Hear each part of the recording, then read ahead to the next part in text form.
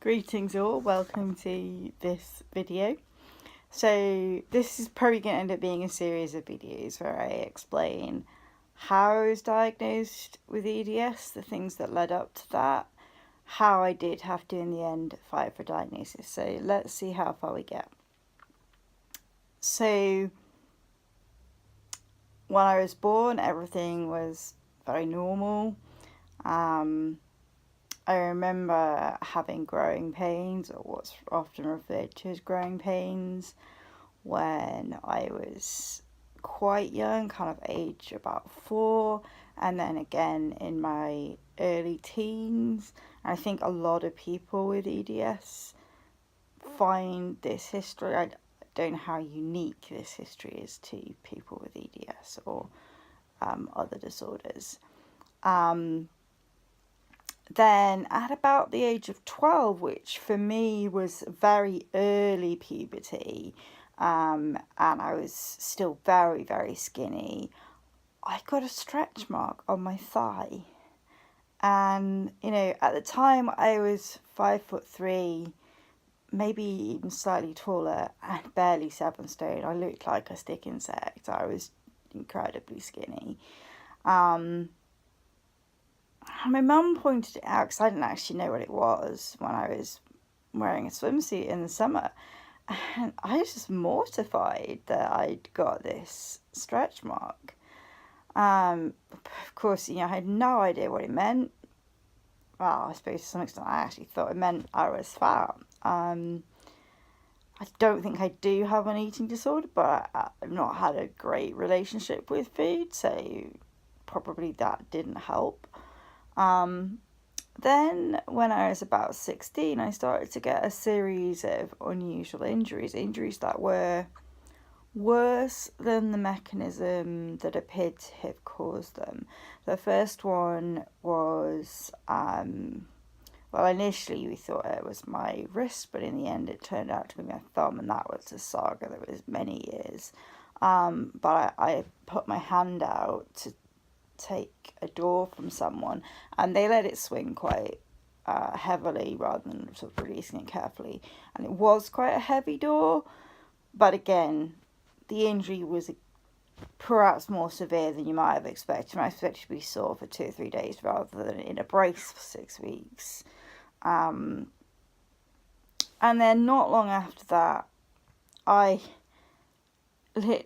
managed to give myself whiplash in my mid-back rather than in my neck by literally just sort of standing up. I was actually skiing, and I'd stopped and I was leaning back on the skis, and I sort of, stood up a bit kind of abruptly to transfer my weight to get moving, and whiplash in my back, and that caused me a lot of trouble. So those were when I was 16. Caused me a little bit of difficulty through my last 2 years of school, and then I headed to university, and basically at university I became known as accident prone. I had so many injuries. I had a knee injury, a shoulder injury, a sprained ankle, with probably some more minor things that I don't remember. But basically, I had injuries, but I don't think I had any real unexplained pain. My dental history is that I do have a high arched palate that's crowded. I needed 4 teeth removed and then braces to fit everything in, with the expectation that I would need my wisdom teeth removed, which happened when I was 25. 2 of them had actually managed to come through, just not quite fully, but the other 2 were impacted, and one of those, when it was removed, was incredibly painful.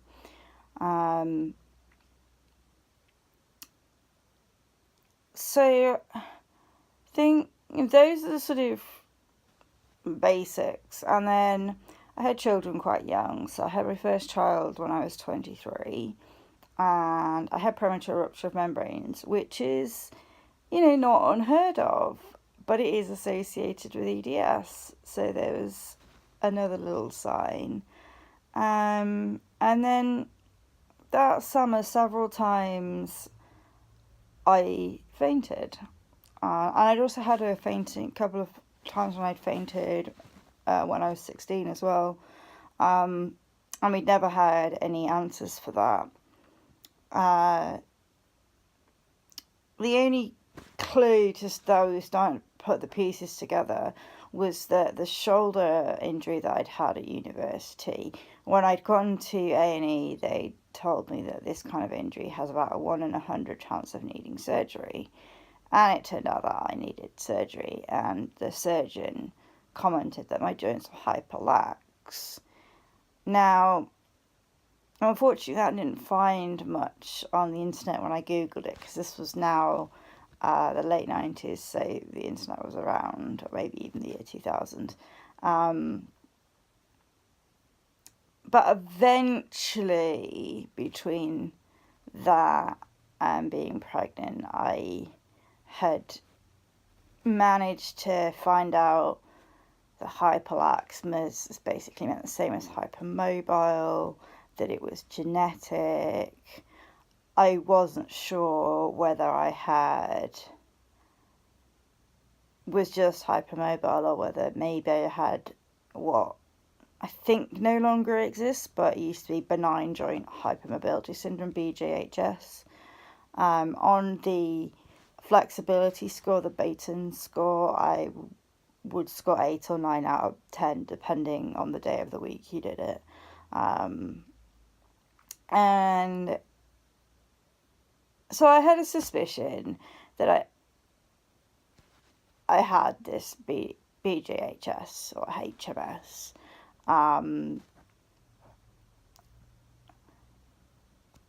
I didn't do anything about it because I didn't really think that I needed to do anything about it. Like, there's not treatment for it or anything. And then I went into my third pregnancy. Not my third pregnancy, my second pregnancy, which was actually due exactly 2 years after my first. And at about 35 weeks, I started having horrendous pain.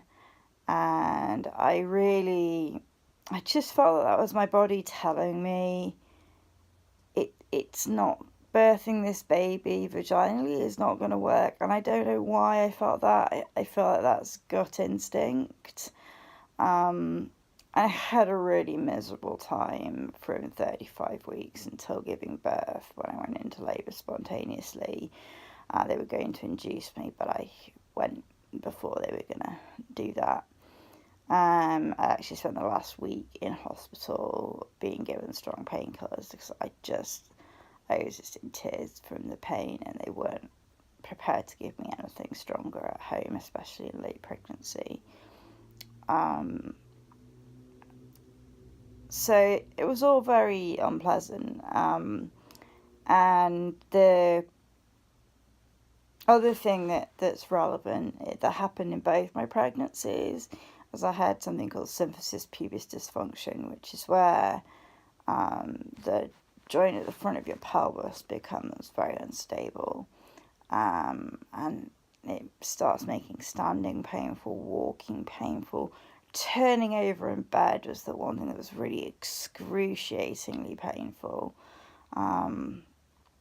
And back then, there didn't seem to be very much awareness of that SPD could be related to hypermobility syndrome or Ehlers-Danlos syndrome, and that actually pregnancy is a time when you can catch women with EDS, including some of the more dangerous types of EDS, and that you can prevent them from later trouble by appropriate screening and managing their deliveries correctly.